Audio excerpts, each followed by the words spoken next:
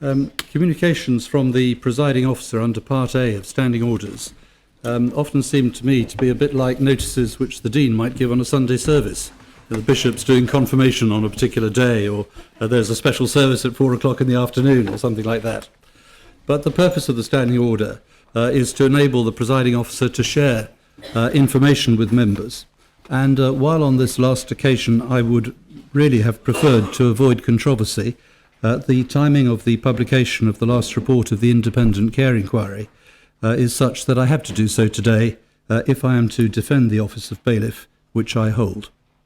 And I think it is my duty to defend it from unfair criticism, and I'm doing so now in this place as a courtesy to members. With a focus solely on the role of the bailiff, I want to comment on the recent report the inquiry has published. The report in 2017 included a recommendation that consideration should be given to removing the bailiff's dual role. This was a surprising recommendation because it was outside the terms of reference of the inquiry, which the panel itself recognised. However, the criticism of the panel for that recommendation is more substantial than simply a technical one, that it was outside their terms of reference. The inquiry took not a scrap of evidence from any of the local witnesses who might be thought to know something about the island's constitution and the way in which the dual role was managed. Instead, it merely arrived in the island with what looks very much like preconceived notions and prejudices as to what a proper constitution should look like. It accepted unquestioningly, the complaints of the present system, often expressed by those who had no real knowledge of how it worked. Members may understand, perhaps, therefore, why I take the view that, bad as the inquiry's recommendation number 7 was in July 2017, the most recent report, presented only 2 weeks or so ago, is even worse. I do not think the following summary of what the panel set out in paragraphs 69 to 74 of its report is unfair, although of course it is my summary. It is said that there is a strongly perceived Jersey way in the island. The inquiry describes at paragraph 69 how the expression was most commonly used, and I quote, as a shorthand to describe a lack of transparency and fairness in decision-making, a reluctance to challenge the status quo, and an absence of redress for those who suffered what were considered to be injustices. At paragraph 71, there is a further statement that there is still a strongly perceived Jersey way in the island. At paragraph 72, the panel describes how decision-making processes should be clear, consistent, and demonstrably impartial. By implication, currently they are not. At paragraph 73, the panel moves seamlessly on to say that the role of the bailiff needs attention, because retaining the current arrangements is a further indication of a failure to recognise the importance of these systems having evident impartiality and transparency at their heart. And at paragraph 74, the panel then returns to the need to avoid a further perception of there being a Jersey way. There is an assumption by the panel that the perceived lack of separation between the judicial and legislative or executive powers, in other words, the office of the bailiff, is part of this alleged culture of cover-up, unfair decision-taking, and decision-making in secret. The juxtaposition of these paragraphs bears no other reasonable interpretation. I cannot accept that a lawyer of the chairman's experience would inadvertently have drafted such an unfortunate juxtaposition of words. I'm sure that the way in which Jersey receives her panel's report matters greatly to her. Her linkage of the allegations of lack of fairness and transparency in decision-taking by the bailiff to historic child abuse was a grave error. I reject that linkage and the underlying assumptions absolutely. The inquiry had no basis for saying it, and it is not true. There are respectable arguments that can be advanced for changing the present role of the bailiff, not that I agree with them, but this one is not. The inquiry has spoken publicly, and I have not done so to date, but before I leave office, I think I owe duty both to members and to the public to say what I think of this last report. It is a particularly egregious recommendation for me personally, because on the one hand, the inquiry absolves the Law Officers Department generally, and me, in respect of any cover-up or impropriety in relation to the child abuse investigations and prosecutions in 2008 and 2010, and on the other, asserts that there is a perception of impropriety in the office which I now hold. Can I just focus members' attention on paragraph 71 of the recent report?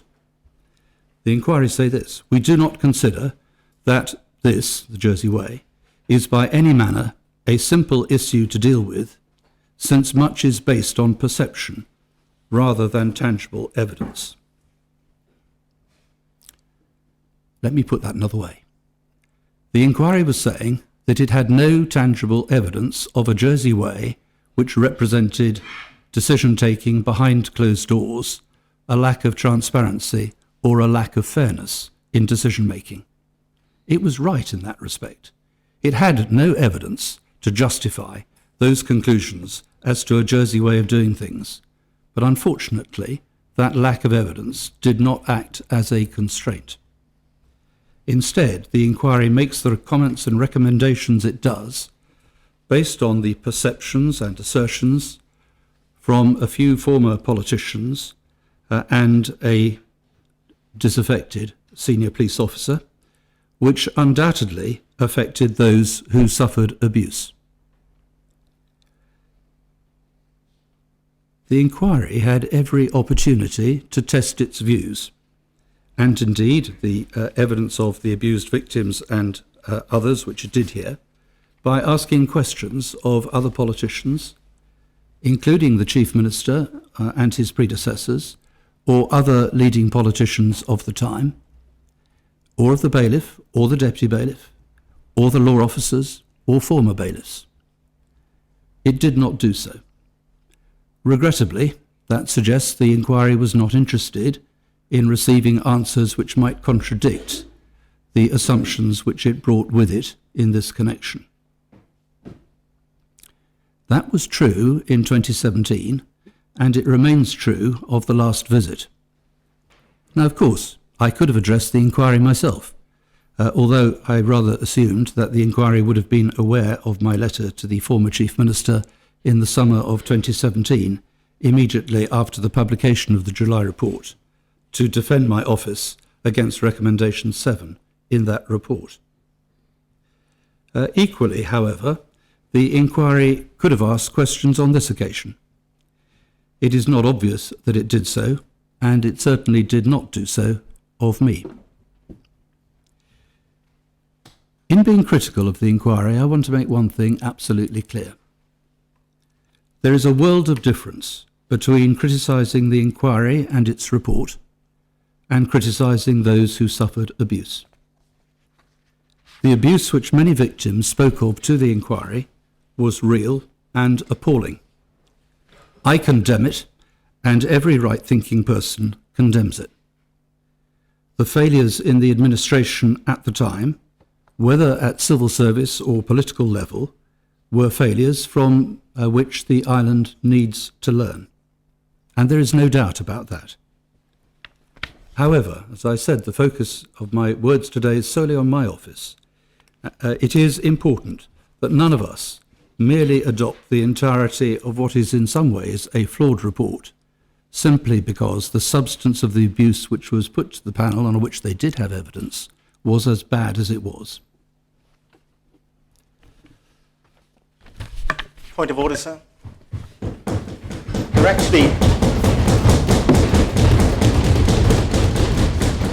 You're condemning the Jersey Care Inquiry for the comments they've made, but members would perhaps like to know that it's taken 4 days for you, for example, to approve a question that I put to you last Thursday. Every time I've asked a question about the police, judiciary, or the Attorney General, you have delayed many of those questions.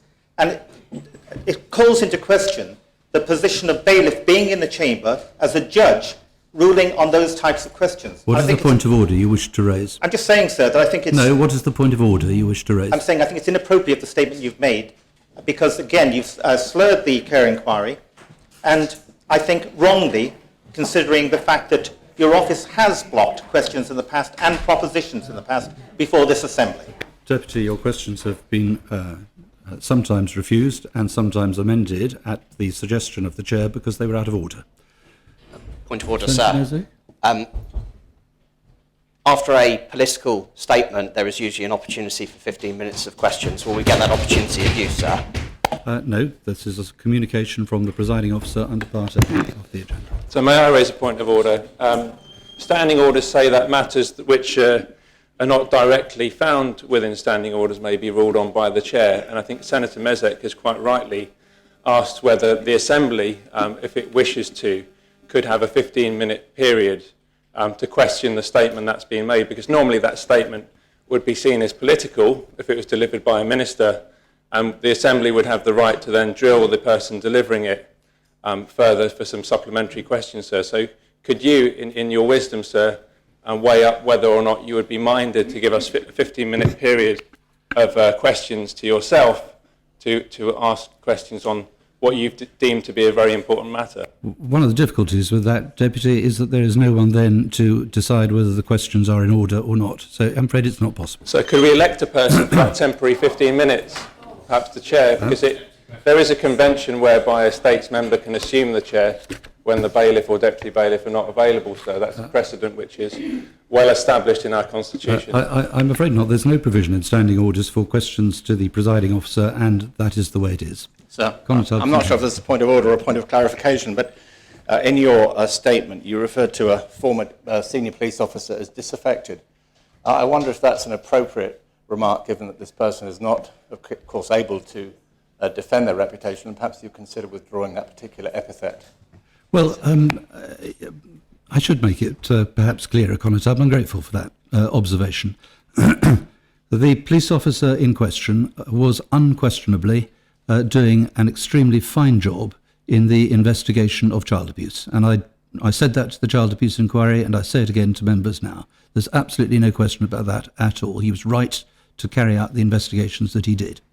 When I use the word disaffected, it is in relation to his relationship with the authorities, with the Attorney General in particular, which was me at the time.